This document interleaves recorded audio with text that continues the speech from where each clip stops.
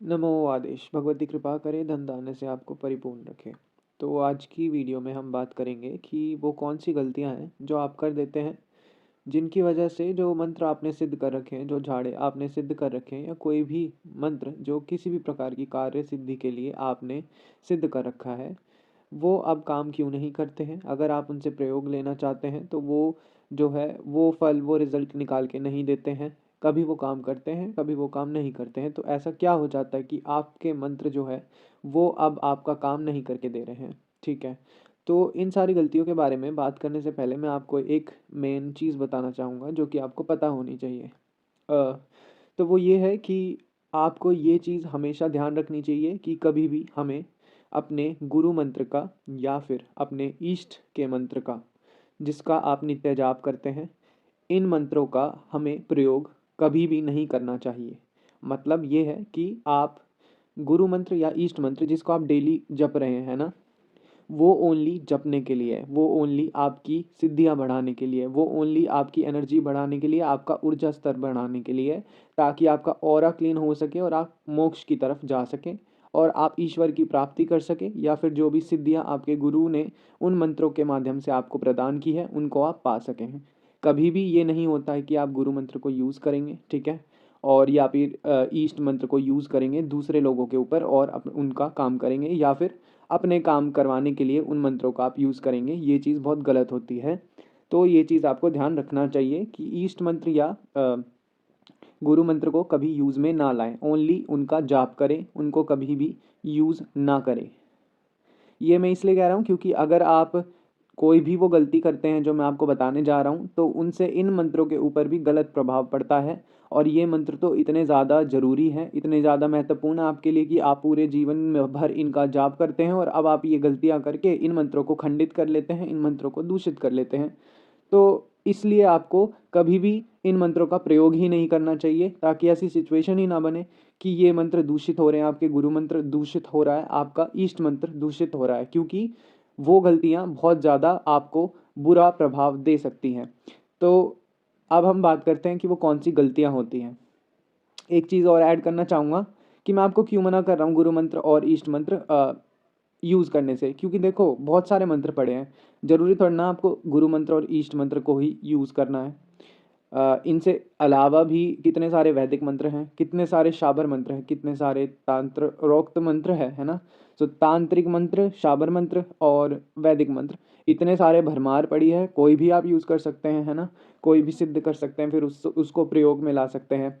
और उसमें भी आपका गुरु मंत्र और ईष्ट मंत्र की ही जो सिद्धि है वही आपकी सहायता करेगी इन मंत्रों को सिद्ध करने के लिए और इन मंत्रों से अपना कोई भी कार्य सिद्ध करवाने के लिए।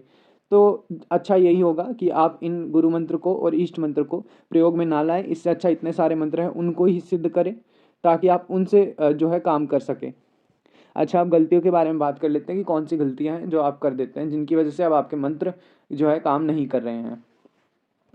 अच्छा, तो मैं आपको ना एग्जाम्पल के ज़रिए समझाऊंगा। तो एक दो एग्जाम्पल देख लेते हैं जिनसे आपको अच्छे क्लियरली समझ आएगा। तो देखो, पहला एग्जांपल देता हूँ। मान लो आप किसी के घर गए हो किसी का काम करने, या फिर आप चौकी गद्दी लगाते हो और आपके घर पे संगत आती है, ठीक है, तो लोग आपके घर आते हैं तो आप उनका काम करते हो। तो चाहे केस कोई भी हो, बट अब देखो क्या हो रहा है। आपके सामने एक आदमी बैठा है, एक इंसान बैठा है, और वो कह रहा है कि मुझे प्रॉब्लम है, मेरे को झाड़ा लगा दो, ठीक है। तो यहाँ पे हम एक एग्जांपल ले रहे हैं। तो यहाँ पे मान लो अगर उस व्यक्ति ने आपको बोला है और आप झाड़ा लगा रहे हो, और आप झाड़ा लगाने के लिए जिस मंत्र का प्रयोग करते हो वो एक शाबर मंत्र है, जो कि हम मान लेते हैं कि हनुमान जी का है, ठीक है। तो हनुमान जी एक सात्विक शक्ति हैं और वो बहुत स्वच्छ शक्ति हैं, ठीक है। कभी भी वो तामसिक नहीं चलते हैं, सात्विक ही चलते हैं। अब अगर जो व्यक्ति आपके सामने बैठा है, ठीक है, वो इस प्रवृत्ति का उस दिन नहीं है, तो आप क्या करोगे। मतलब इसको मैं थोड़ा और इलेबोरेट करके समझाता हूँ।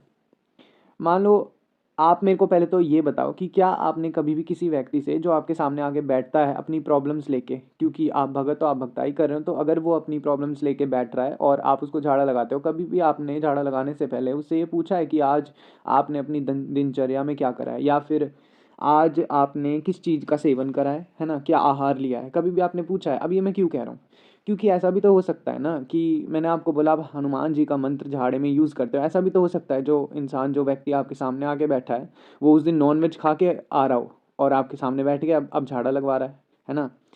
तो ऐसा भी हो सकता है उसने नॉनवेज खा लिया हो। और ये बात एक कॉमन सेंस है कि नॉनवेज खा के ऐसे कहीं जाना नहीं चाहिए, किसी के धाम पे, किसी की चौकी पे या किसी मंदिर पे। पर लोग हर तरीके के होते हैं, है ना, हर प्रकार के व्यक्ति होते हैं।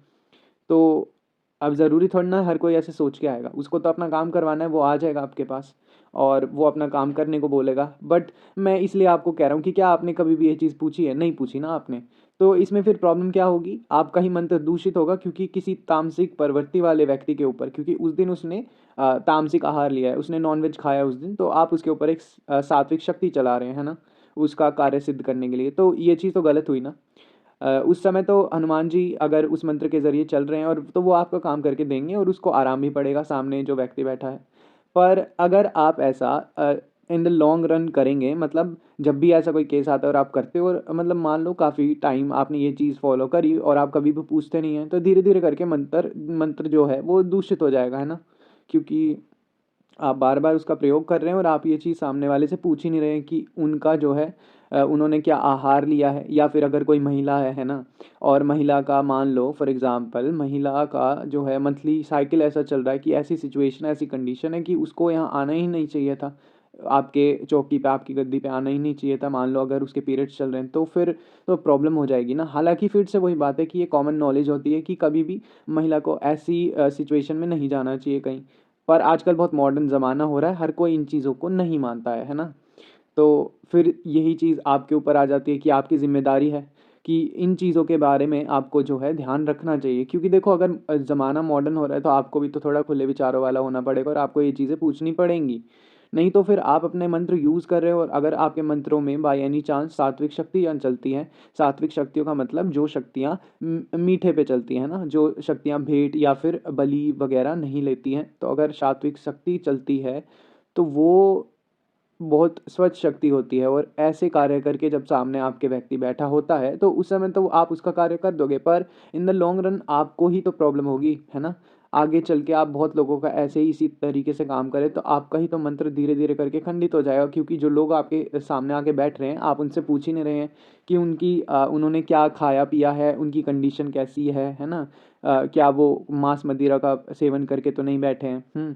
तो ये चीज़ आपको ही देखनी पड़ेगी, सामने वाला व्यक्ति नहीं बताएगा जब तक आप पूछेंगे ही नहीं, है ना।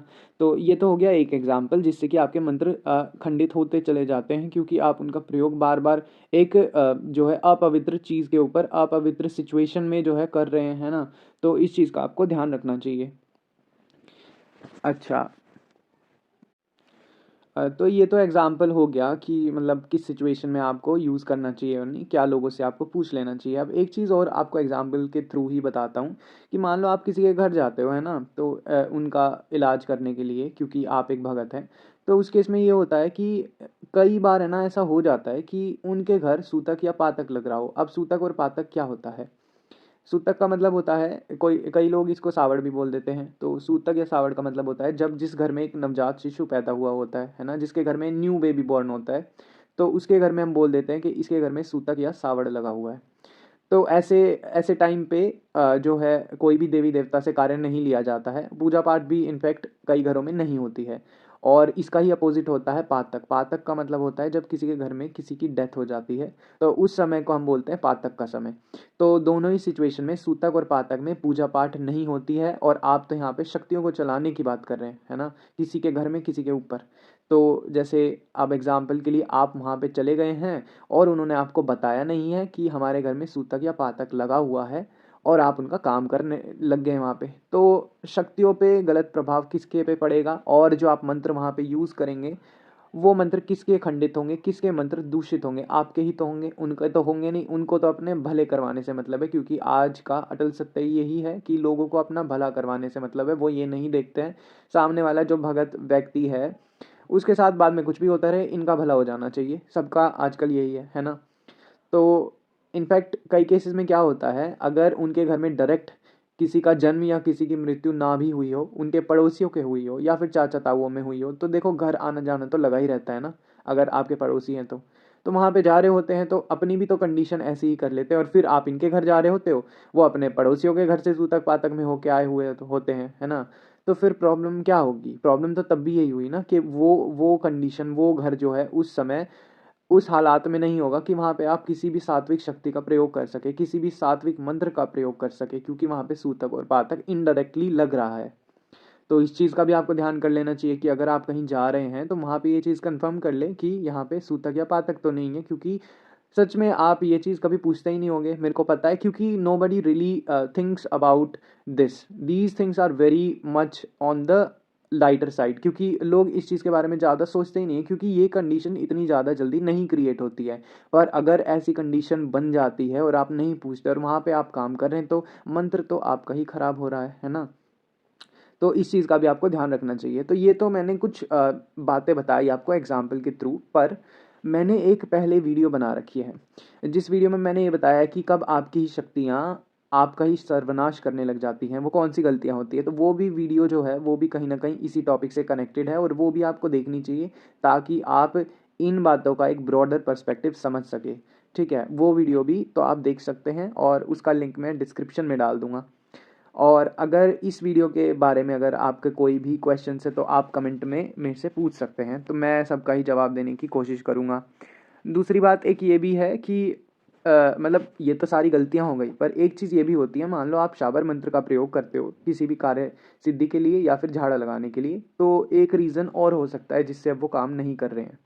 और ये आई थिंक आपको पता भी होगा कि अगर देखो वैदिक मंत्र है तो प्रॉब्लम नहीं होगी इतनी ज़्यादा, पर शाबर मंत्र के केस में क्या होता है ना, शाबर मंत्र को हमें टाइम टू टाइम है ना एक तरीके से अपडेट करना पड़ता है। मतलब अगर वो आपने आज सिद्ध किया है तो वो कुछ समय के बाद आपको दोबारा से उसको जो है अनुष्ठान वो दोबारा करना पड़ेगा, क्योंकि शाबर मंत्र ओवर टाइम जो है वो घट जाती है, उसकी ऊर्जा जो आपने ऊर्जा बनाई है उस अनुष्ठान को करके, उसके लिए जो आपने अनुष्ठान करा है। तो अगर आपके पास समय नहीं लग पाता है तो कम से कम आप उसी अनुष्ठान को, शाबर मंत्र का जो आपने करा था वो साल में एक बार तो ज़रूर करें उस मंत्र का अनुष्ठान, क्योंकि ये ओवर टाइम जो है फेड हो जाता है। अगर आप इसका जाप, इसका अनुष्ठान नहीं करेंगे ओवर टाइम और साल के अंदर अंदर एक बार कम से कम नहीं करेंगे तो फिर ये काम करना बंद कर देता है धीरे धीरे। शाबर मंत्र ऐसा ही होता है। वैदिक मंत्र एक बार सिद्ध कर लिया तो वो काफ़ी, ये लगा लो कि जीवन भर आपके साथ रहता है और कई केसेस में तो जीवन के बाद भी, अगले जन्म में भी साथ रहता है। वैदिक मंत्र जो है उसकी जो ऊर्जा होती है, उसकी जो सिद्धियाँ होती हैं, पर शाबर मंत्र का ऐसा नहीं होता, वो आपको बार बार उसका अनुष्ठान करना पड़ता है। तो हाँ ये भी है, शाबर मंत्र फिर उतनी ही जल्दी कार्य भी सिद्ध करके देता है। तो ये चीज़ है कि आप ये चीज़ ध्यान रखना कि अगर शाबर मंत्र को आप प्रयोग करते हैं तो उसको बार बार में उसका अनुष्ठान करें। अगर आपको टाइम नहीं लगता है तो जो त्यौहार वगैरह की रात्रि होती है उनमें कर सकते हैं, जैसे दीपावली की एक ही रात्रि में करेंगे तो वो जल्दी हो जाएगा, या फिर होली की रात्रि में या अमावस्या पे या पूर्णिमा पे, है ना, इन पे भी कर सकते हैं, या फिर कोई भी अच्छा शुभ अवसर होता है उन पे आप कर सकते हैं। नहीं तो आप प्रॉपर अपना अनुष्ठान करिए साल में एक बार।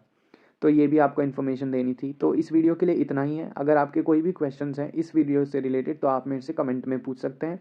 इस वीडियो को लाइक करें, चैनल को सब्सक्राइब करें, क्योंकि बहुत से लोग वीडियो देखते हैं but they are not subscribing the channel, और इसी चीज़ से मेरे को मोटिवेशन मिलती है that you have subscribe my channel. तो प्लीज़ सब्सक्राइब भी करें, वीडियो को लाइक करें अगेन एंड शेयर करें। और